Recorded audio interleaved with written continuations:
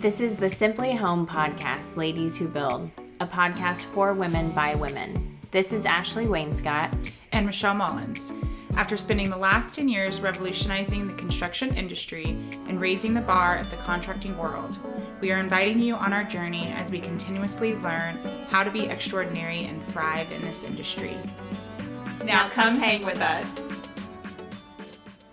Okay, hello everyone, and welcome to Ladies Who Build. We are on our 25th episode, and we're talking about what to consider when remodeling or building a kitchen. So some of the key points we'll be talking about today are cabinetry, countertop slabs, electrical layout, all the smart features, plumbing and venting, and of course, last but not least, our customizations and timeline. So Michelle and I are going to keep it short and sweet today. We're just going to hit all the main topics. We've talked about some of these in previous episodes, but we're just kind of bringing it roundabout so we can hit it all in one big kitchen episode. And Michelle and I have done so many of these kitchen projects that we've seen it all. I was literally about to say that. We've seen it all. Yeah. So let's talk about where you want to start, Michelle. I think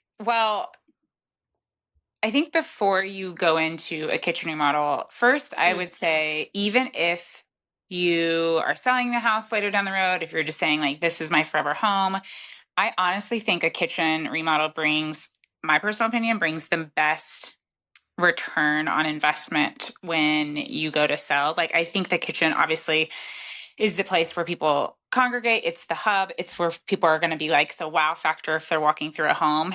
I just think that that's like where you can put a great investment. If you're like, I don't know what to remodel, I would go with the kitchen. So there's kind of, in saying that though, there's a lot that goes into that, because in your kitchen, you really want to think about functionality and how you use this space. I think more than any other space really in your home, like maybe the master bathroom, but you really spend more time in your kitchen. So in my opinion, you want to kind of really think through what would be the nice things to have, what would be some requirements that I need to have, what would look good for resale. So in regards to that is like, paint colors on cabinetry, or are you going to ball out and spend the nicest on all materials, which is great, but would you get your return on that when you go to sell? I think those are kind of like some key factors to consider. But I think functionality, if you start out with the basics of, okay, I know I at least need more cabinet shelving here, or I really would love, I mean, this is like a nice to have, but like maybe you want like a little dog area for dog bowls. We've done those in kitchens, which are really cool. But yeah, I mean, I think how you use this space is going to be huge for anybody in the home. Wouldn't you say? Oh, I'd say. First of all, I have so many comments to what you just said. One, you just said ball out like we were in a 90s rap song. That's what I thought about. Thing I've ever heard. And two, yes, I'm glad that you backed us up before we jumped in, because when I was like doing my brainstorming, walking through the neighborhood, I was thinking about, like what are the things that make or break a really good kitchen remodel? And it kind of goes back to things that we've talked about, which is like taking the time to plan. And I'm thinking about redoing my kitchen right now. So I was just thinking about, oh my gosh, can I rush and get this done before the baby comes? But then I was like, no, because by the way, I'm having a baby. I'm having another baby. For those of you who don't Number know, 2. I'm having another baby, which by the time this publishes, like maybe the baby will be here. Right. But I was like, maybe I should rush and get my kitchen done. And I took a step back and took my own advice. And I thought, no, like it never turns out well when you rush it, because there's always something you regret. There's something you don't think about. And I feel like when you really take the time to think about like, how am I going to use this kitchen that works best for me? And not just, oh, I liked this picture, I really want to add like a little table at the end of my island. And it's like, that's nice. I know you really want to, but Is your space going to allow for that? Number one. And number two, is it something you're actually going to utilize all the time, even though it seems like fun and cute and you just like plop your little butt down in the kitchen? So those are like, that's kind of where my head went when you started talking about all that. Yeah. I mean, it is so much, you could think about all the nice things to have, but then you break it down to, okay, what's actually necessary. And I think too, what gets tricky is every space is so different. So, how many times have we done kitchens where we've done like a galley kitchen and it's really long? Well, that's great. So something you might consider in that is what you've got in your house is like, what if you did like a little bench and seating area at the end? Or maybe you did like a little coffee little wine station at the end that you could kind of just keep for appliances. Like it doesn't have to be like a long run of just cabinetry from top to bottom. Um, but at the same time, like what if you have a space that's really kind of weirdly large, but you kind of have to walk from one counter space to the other. It's a lot. And so maybe you include like a small island. Maybe it's a removable island on wheels, kind of like what is the least path of least resistance, basically, to kind of get from one place to the other. Um, and so again, it's like your space is so contingent on what you can do based on like, how much you can allow in the space. So I think what comes to mind though, what I think about big is electrical. So this is like a big itch in my side because our electrical in our kitchen is bonkers. I don't know who put it in. First of all, like nothing's up to code. A, whatever. B, the where the outlets are placed. I'm like, no, when would I ever put a machine over here to plug in? Like that doesn't make sense. And so that's a really annoying thing. And so honestly, your electrician is going to tell you, your GC is going to tell you exactly how many outlets you need in your kitchen, but you can always add more. So if you're like, okay, well, I'm always prepping in this space and maybe it's a little unconventional and I don't need an outlet here, but I really want to add one here. Or maybe you put outlets underneath your under cap lighting and you could do something there to where you can plug in inside your cabinet so you don't have to see cords. I've seen that a lot as well. Um, yeah, I mean, electrical, you could really get out of control with customization in kitchens. Oh my gosh, Michelle, we've seen clients get out of control because they start with like, oh, I just want to add a few cans. And then we're like, oh, okay, did you consider, not because we're upselling, but just literally, did you consider like a dimmer? Because it Yeah, seems like 10 years ago, that was like the frou-frou ad, but now it's the basic yeah. package, right? You just always add a dimmer in every room. Um, but you always have your can lighting, and then you want to think about, do I want additional decor lighting, like pendant lighting? Um, how is it going to tie together with like the other lighting in my room? You hit on outlets, which I think is huge because you need to know where and how many outlets you need.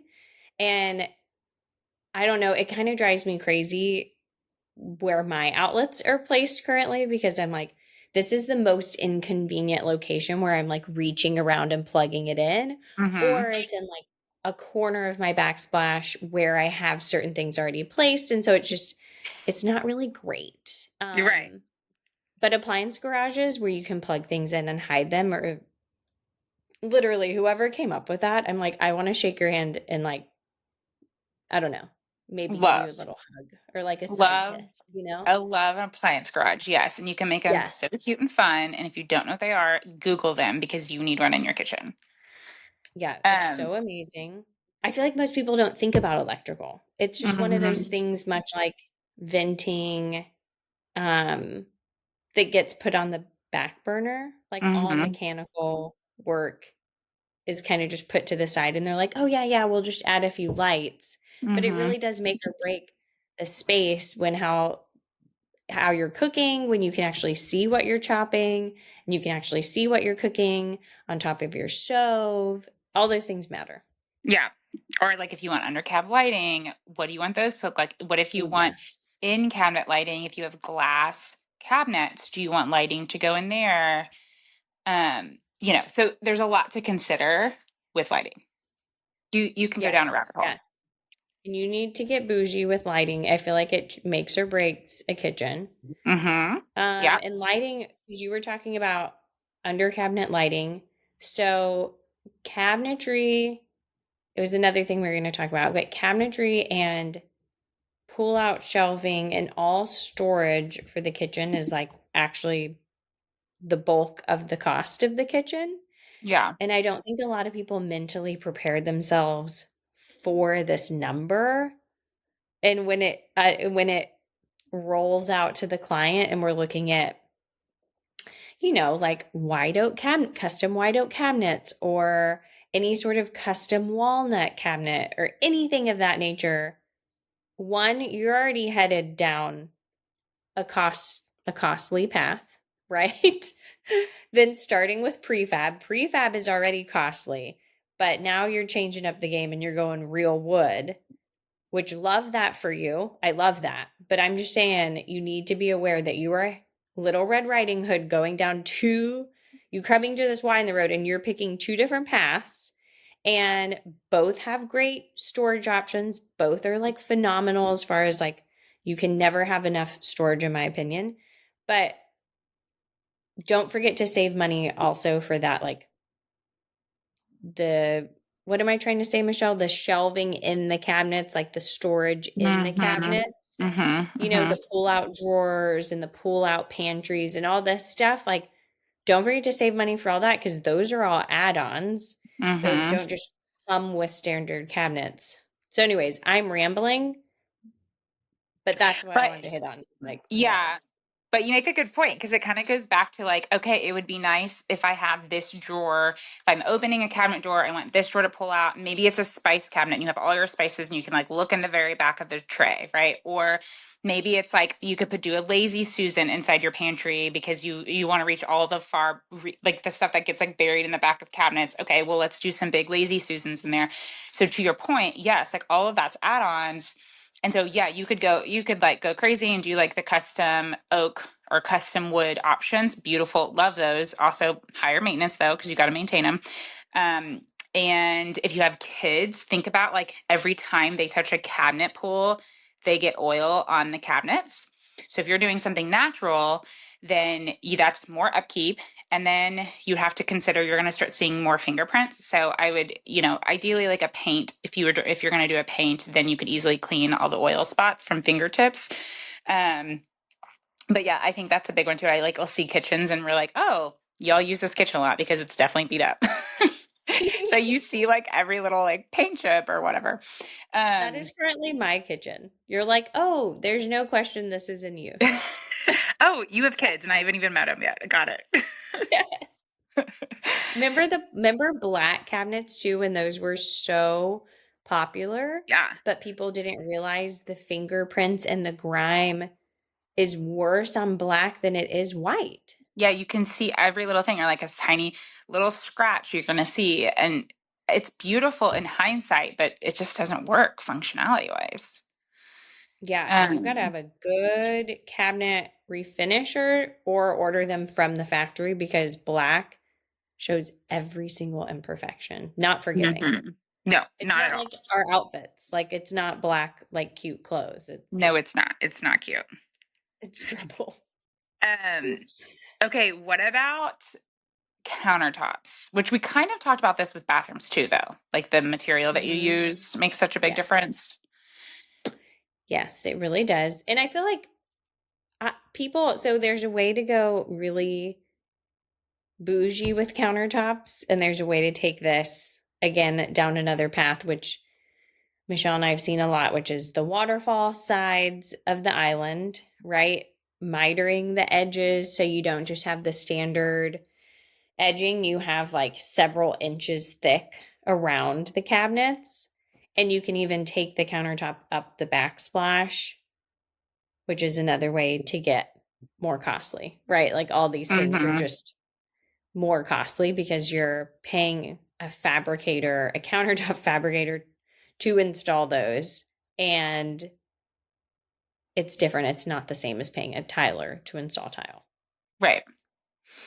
Yeah, and I think too, like if you know you're going to sell the house down the road, I don't know that I would really invest. Again, to each his own. Like you can do what you want, but I don't know that I would invest in like a high end marble. First of all, marble doesn't do well on wet surfaces. It does. We install it all the time. In terms of if you upkeep it, so the clients that we know upkeep their marble, still looks stunning. Sometimes you have to come buff it out every couple of years too to like buff out all the scratches. Again, not a big deal, but it's costly.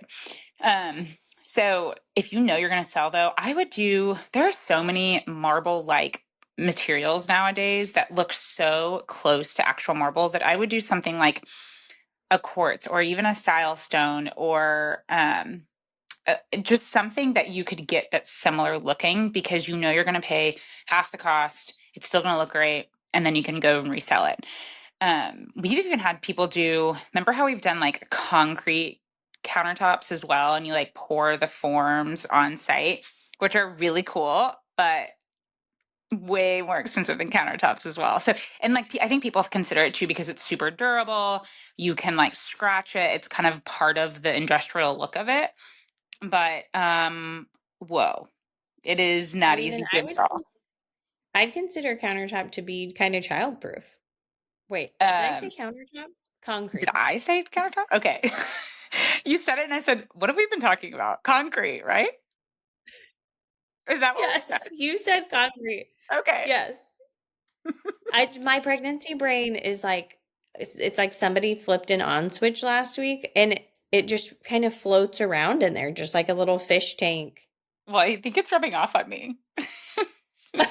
Your pregnancy brain. Oh God, look out, Michelle. You don't need all this. I don't No. want this for you.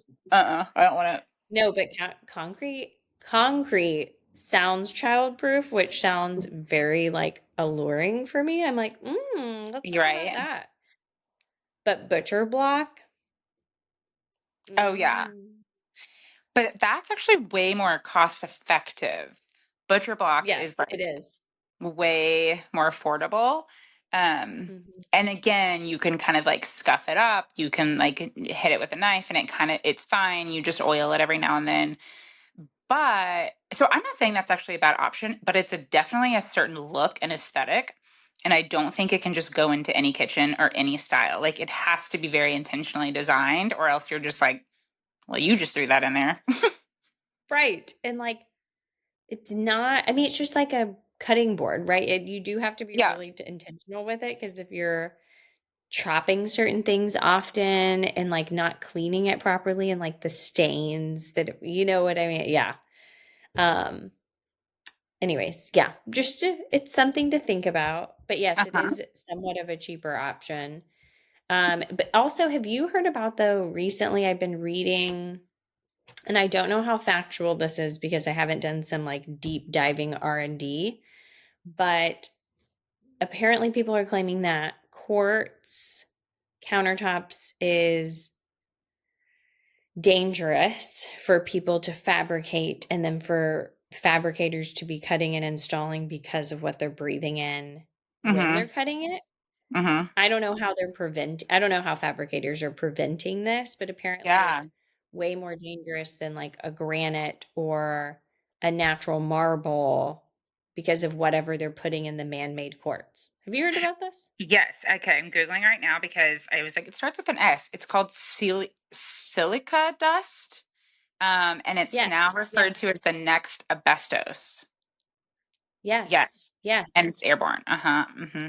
Yeah. It's really bad. So I was kind of wondering where that's going to take the whole quartz industry. Right. Well, and it's especially that's why you see a lot of installers will cut with a wet saw because once it hits water, then it doesn't spread. So it's just the dry dust that's really bad. But I mean, you see a lot of installers not wearing masks when they're cutting, which is really dangerous. So that's why they do their cutting outside, also to prevent dust, but just in general because it is a dangerous thing to be inhaling. So honestly, like if I would stay away from the install dates. Once it's installed and the dust is settled, you're fine. It's kind of like lead in a wall, right? Like as long as you don't Yeah. like mess with the paint on the wall, it's fine. It's not going to kill you. Yeah, like Um, don't take your saw to your countertop. right. Just don't do that, and then you're good. Yeah, but it's really bad. So, Definitely don't get into the countertop industry, is what we're saying. Right, right. Unless you have a really good mask and like Unless you know what you're doing. oxygen Oh. inhalation system. But also, this is why I recommend duct cleaning when your construction project's over because you should be cleaning those ducts. We should Hmm. be cleaning them for you, but like you should be. Someone needs to clean them. Yeah, somebody needs to clean these ducts, okay? Because all of that dust, yeah, it's a lot. Yeah. Well, and I Um, think to that point too, if you're able to move out during a kitchen remodel, yes, do that. But we've also dealt with many clients who don't move out, and we just set up like temporary kitchens. They can use their bath. Some people use their bathtub to wash dishes. We can set up like a little George Foreman for them. But if you know that you're like highly sensitive and irritable to change in that way, where you're kind of doing all things in one room, then, which I know I would, so I'm only saying that because I would get highly annoyed pretty quickly. I would see if you could move out during that phase because it is messy and it's loud and dusty. oh, it sure is. And first of all, I don't know how any of those guys carry that large slab because No. even the remnants, that they'll give us to hold that are like this big, I'm like, oh, Yeah. this is Yeah, really it's heavy. so heavy. It's like a Barbie Yes. sized countertop. And I'm like, oh. Yeah. Yes. Totally is. Um, What okay. what should we talk about next? Smart features? Yeah, I think that is something we're also seeing a lot of come up is smart features in the kitchen. So we've kind of hit on this on past episodes, but some things to consider are like those automatic faucets you could have. Okay, love those because yes, your hands are dirty and you want to tap it to turn it on. But what if you have a cat? What if you have, your kids on the counter, Mm. whatever you're doing? I just think that there's other ways that that turns on, and then you're not home and the cat's like has the water running for hours. Um, so I think I those are, could so see that. That yeah, the cat's just like paw fighting with it to turn on and off. yeah. And now you're just wasting water with your cat. Um, but like, okay, so smart faucets we have installed. I think like top of the line ovens, which have smart features. We've installed vent hoods, top of the line microwaves. Like there's so much that's coming out that's smart features. So they're really nice. And if that's something you really care about, like that's like maybe more energy efficient, you just have to understand that your electrical cost will go up because you're not just installing a standard plug that fits your stove. You also might need to be like, okay, I need to look at the specs because we need additional wiring for this. Or can my panel handle all of my smart appliances? Remember how many times we've done kitchen remodels and we've had to upgrade the whole panel because they might have an older house and an older panel that can't handle all of the new electrical requirements per code that we have to have, and their panel can't handle it. So then we have to upgrade the whole panel. That is probably a minimum of what, $5,000? I mean, it's not cheap. Oh So, yeah. And I was just thinking about that while you're talking about all the smart features. I was literally thinking about, oh, that panel is just like squealing of yes. like, wait, I don't know that I can handle all of this. That's a lot.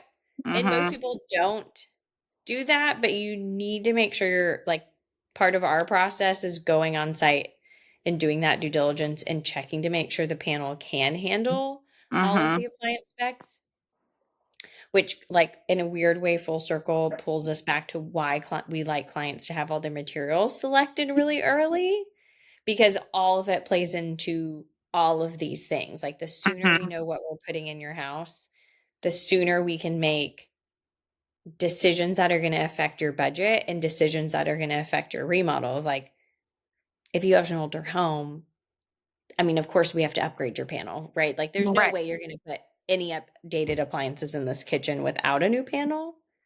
But if you were like, well, we can put all these new appliances except this fridge, we'll send over the panel capacity, right? And then we'll have to upgrade, then that's when the you slash the client can decide, do I really need this fridge that talks to me and that has a TV and that like keeps track of my grocery list? And maybe the answer is yes, but like Right. at least you have the option, Right. And check your which I panel keep if you looking can have at. it. I keep looking at my appliances and I'm like, oh my God. I they're I just know.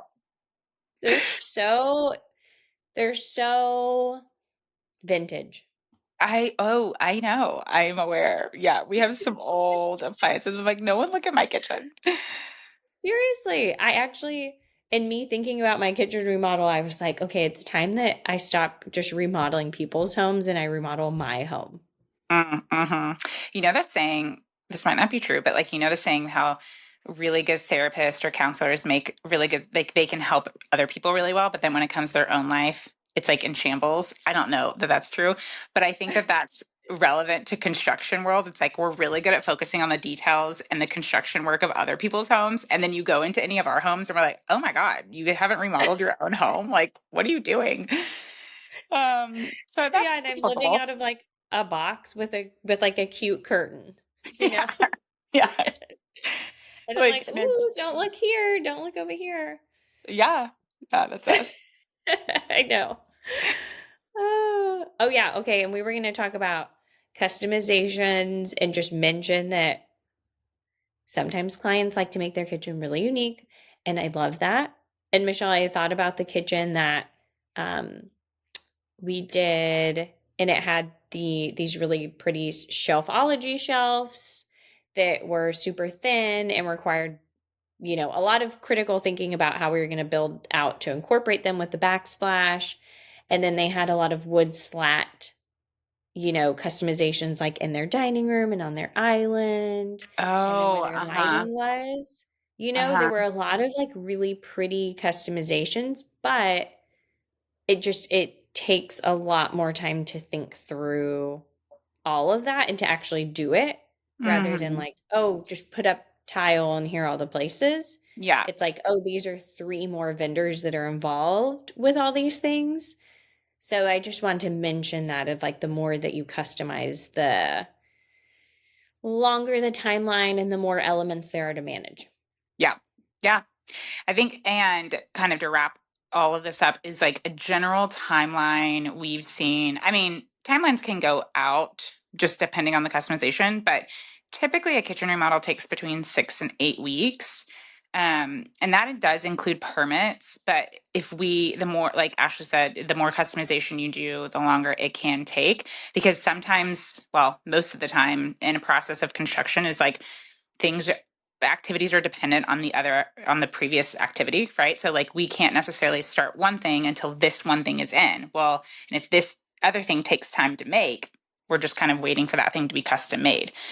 So you kind of have to think about like what falls on each other to complete, but typically a general good time frame is between 6 and 8 weeks.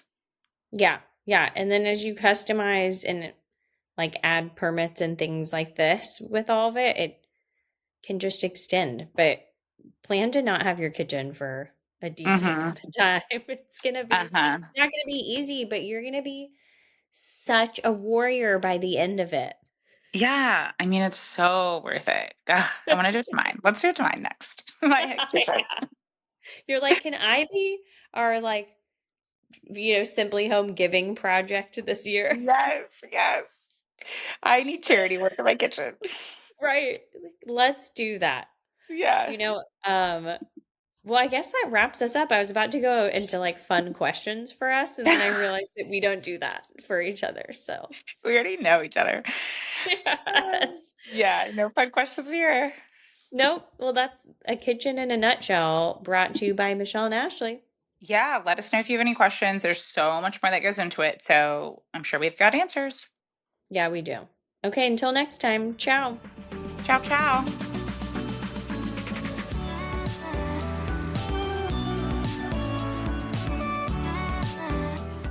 Now that you are hooked to the podcast, you are probably thinking, how can I learn more? Well, sign up for our monthly newsletter to see our newest remodels and the best tips for a stress-free home renovation.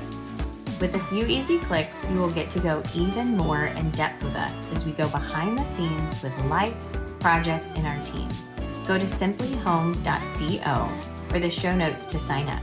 See you next time. Bye, y'all.